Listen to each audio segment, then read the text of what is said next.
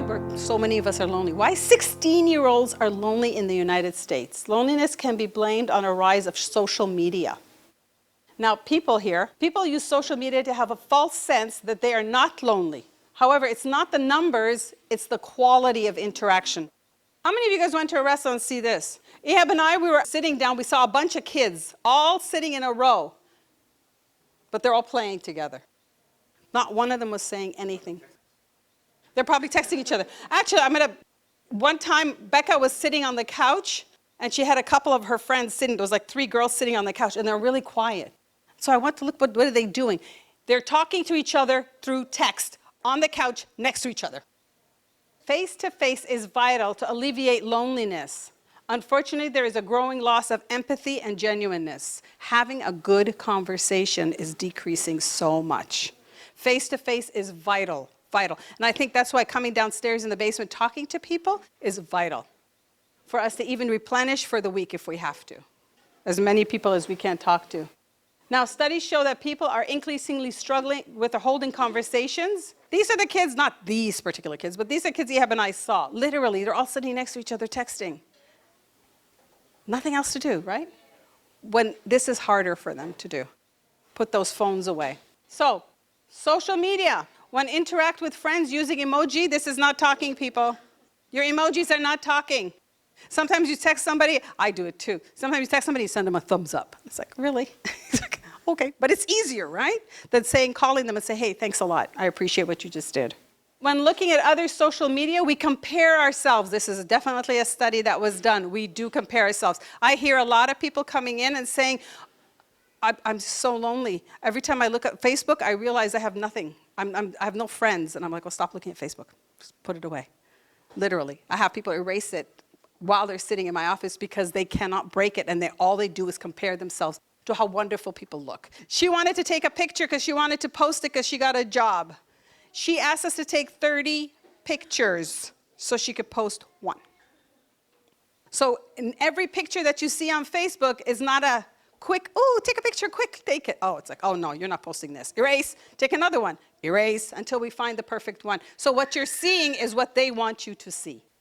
So be careful not to compare yourself to that. Fake smiles and minute-by-minute accounts of their lives lacks depth. I'm cooking. I'm walking to the store. I'm biking. There was somebody on Facebook one time said, I have a bleeding finger. I'm like, go put a Band-Aid on. What are you doing? I mean, her finger's bleeding and she's telling everybody, but she's typing it. Go put a Band-Aid on. Now, if they really are having the fun they're saying, then they wouldn't find the time to tell the world, right? We were traveling, and Ehab, I'm like, wait, let's take a picture of this. Wait, let me take this picture. And Ehab looked at me very calmly in his normal way, put the camera down, and enjoy the scene. And it was hard, but actually, we don't take that many pictures anymore because I actually love just looking at things now. I'm taking the pictures in my mind. Because when you're taking a picture, it robs you of everything else. So let's see how that happens. Tiger Woods, we all know who Tiger Woods is. This is when he was playing golf in 2002. Quite a number of people watching him, right? This is 2018. Who's watching? Look at all the cameras. I counted them this morning. 9 people out of that whole group didn't have their phone up. Could you see why people are so lonely? Now they're going to take it, and they're going to tell everybody how wonderful of a time they're having, and this is amazing. These people are enjoying it. These, too occupied. So when you're here to see people's minute-by-minute wonderful life, think of this. They're not doing that. Because if they're doing that, you wouldn't hear about it. Does that make sense? Yeah. Usually people, if I'm talking about like every minute. Well, because I get accused of that a lot. So I'm going to say. Oh, my bad. But no, I get accused of it a lot, but for me, I'm taking pictures of my family, and I want to have those memories. And that brings a lot of joy to me to be able to look back and say, oh my God, look when we were here, but I get accused of, can you just put down the phone so we can enjoy this moment? And I feel like there's a balance because, I'm not talking about events and, right. Concerts. I'm talking about building family memories. So I get it. I think there's a balance, but I also don't think it has to be black or white. It's not black or white. I'm talking about events, people telling you how wonderful they're having their lives every single moment. I'm guilty of that too. Every time the kids are home, we barely see our kids. Every time our kids are home, I want to take every single picture I could possibly take of them. And they yell at me, I don't care. But it's like I'm taking it because, again, like I said, for me, family pictures, wonderful. I'm talking about, oh, we went to Millennium Park. Here's a picture. Oh, we walked across the street. Here's a picture. Oh, we saw a homeless man. Here's a picture. And you're like, oh, seriously? Enjoy the walk. Enjoy the park, kind of a thing. But it's not family. It's not what I'm talking about. Yeah. Sorry if I misunderstood that. Okay. How do we have a clear perspective? Let's be realistic, people. Participants were asked to compare their own social lives to the social lives of others. Okay, so here we go. Now, what we're seeing in the internet, on average, these people said others had more friends than them. Just seeing pictures, right? Others attended more parties than them. Others had closer connection to the inner circle than themselves. They're on the outside, always look on the outside looking in. They found 82% of the people felt left out of events. People overestimate the social life of others as much better than their own. All of you have such a more wonderful life than us. All of you. You're partying all the time. How ridiculous is that? You got to keep it real, people. You got to be honest, and you got to take an inventory, right, of your own lives before you look at others. Look at it in a realistic way. No one thinks what others are doing on a Tuesday night. Right, when we compare when everybody's out partying. But do we compare what they're doing at home? Usually they're sitting on the couch having dinner. Not as popular, not as social, not as fun, but we don't think of these.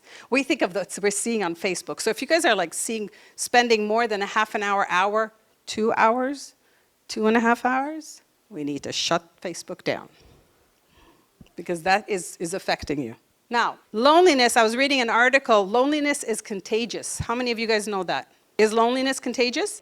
They did a 10-year study, and they studied 5,000 people, okay? They found that those who become lonely typically pass it on to others before cutting ties to the group. I know this sounds really interesting. It was interesting to me. If you have a group, right, and it's working well, and somebody comes into the group who's lonely, what they end up doing is they fray the edges of it and it disintegrates.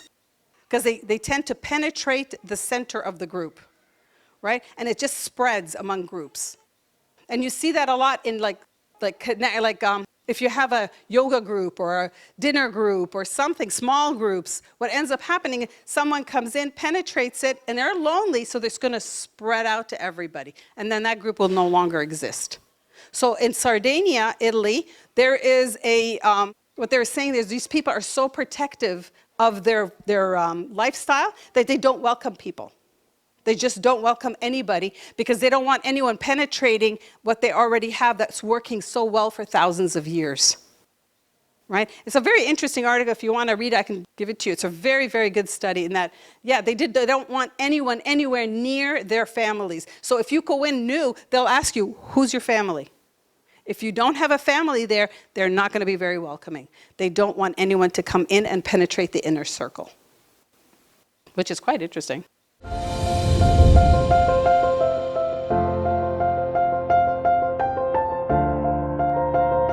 Now, this one, it's a surprise to a lot of people, but men are such susceptible to loneliness. Men are taught at a very, very young age, right? Don't be soft. Man up. Don't act like a girl. Stop it. You can't tell a boy you love him. You like him. But you can't tell him you love him, right? So men are growing up not to show any emotions. They're very lonely men out there. These restrictions are unnatural for men, causing men to be lonely and not willing to express it to others out of fear.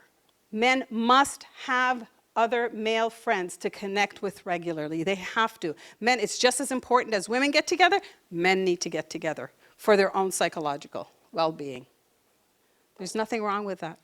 There's nothing wrong with saying I love you to a guy that you really care about. They got it. See? They got it.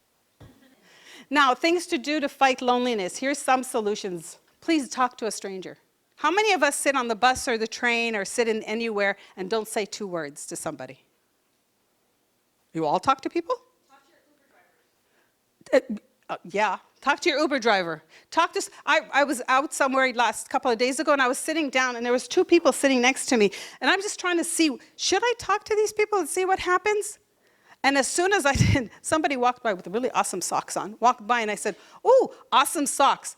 All of a sudden, it's like they burst. "Oh my gosh, yes, I know, he's so handsome." And it just started a whole conversation. It's like everybody's waiting for somebody to say something, was not sure, should I say it or shouldn't I? Start a conversation.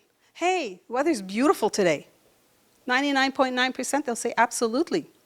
Are you going to enjoy it, and what are you going to do? And you start a conversation. You're not going to be best friends with them. You're not going to invite them. You're not going to ask for their phone number. But talking to them just very little, 30 seconds, showed that you can feel a lot more happier. Now, give every conversation 7 minutes. How many times when you have a conversation with somebody and the conversation stops, you just want to walk away? Awkward, right? If you give every conversation at least 7 minutes, that allows other people, the other person, to process what they're thinking. Because you may be with an introvert who needs time to think. Don't walk away right away. 7 minutes. 8 minutes, bounce. Just walk away. Like, "Thank you, later." Schedule face-to-face time, okay? It does boost endorphins in our bodies. If you sit and face-to-face talk to somebody, just talk to somebody face-to-face. It's such more powerful than anything else. Now, if you can't do face-to-face, use FaceTime. Ehab travels a lot, right? And we used to call, and I'm not a call person. I just don't like listening to somebody. I need to see their faces, right? Because if I see something, I want to see his face. Well, I found that when I talk to him face to face, wherever he is in this world, I feel closer, I feel more calmer than just on the phone. If you need to call, it's called is better than texting or emailing. Please, please, please, no text or no emails, especially among couples. Use Facebook wisely. Please, scrolling is not using Facebook, right? Facebook is all it does is just make you feel bad about yourself.